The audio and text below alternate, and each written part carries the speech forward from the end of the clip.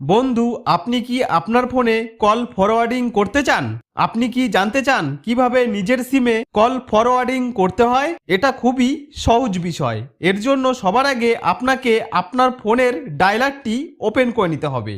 তো ফোনের ডায়ালারটি ওপেন করার পর এখানে আমি আপনাকে একটা কোড বলবো, যেটা ব্যবহার করে আপনি খুব সহজেই যে কোনো কোম্পানির সিম বা ফোনে কল ফরওয়ার্ডিং করতে পারবেন। এই কোডটি সব কোম্পানির সিমে এবং সব ব্র্যান্ডের ফোনে খুব সহজভাবে কাজ করে।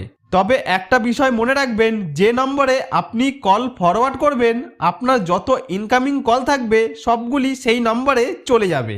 তো চলুন এবার দেখি কিভাবে করবেন। তো কল ফরওয়ার্ড করার জন্য আপনাকে একটি কোড ডায়াল করতে হবে। সেই কোডটি হলো *2 তারপরে যে নম্বরে কল ফরওয়ার্ড করবেন এখানে সেই মোবাইল নাম্বারটি লিখতে হবে। তো দেখুন এখানে আমি আমার মোবাইল নাম্বারটি লিখে দিয়েছি। এরপর শেষে হ্যাজ দিয়ে দিতে হবে। এখানে দেখুন আমি আরেকবার দেখিয়ে দিচ্ছি। প্রথমে স্টার, তারপরে 2 তারপরে স্টার, তারপর যে মোবাইল নাম্বারে কল ফরওয়ার্ড করতে চান সেই মোবাইল নাম্বারটি দিয়ে দেবেন। তারপর একদম শেষে হ্যাজ বসিয়ে দেবেন। তারপর আপনার ফোনে যদি দুটি সিম থাকে তাহলে নিচে এখানে সিম অন, সিম 2 দেখাবে। এবার আপনি যে সিম নাম্বার থেকে কল ফরওয়ার্ড করতে চান সেই সিম নাম্বারটি দিয়ে কল করলেই স্ক্রিনে আপনি একটি call forwarding registration was successful নামে একটি মেসেজ দেখতে পাবেন। এর মানে হলো এখন আপনার কল ফরওয়ার্ডিং সফলভাবে হয়ে গেছে।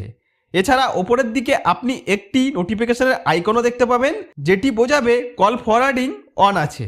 এখন থেকে আমার এই সিমে যেই কলই আসবে সবগুলি কল আমি যেই নম্বরে ফরওয়ার্ড করে রেখেছি সেই নম্বরে চলে যাবে। তো বন্ধু, এখানে কল ফরওয়ার্ডিং চালু তো হয়ে গেল। এবার এই কল ফরওয়ার্ড কিভাবে বন্ধ করতে হয় সেটাও আপনাদের জানা প্রয়োজন। তার জন্য আবারও আরেকবার মোবাইলের ডায়াল ওপেন করতে হবে।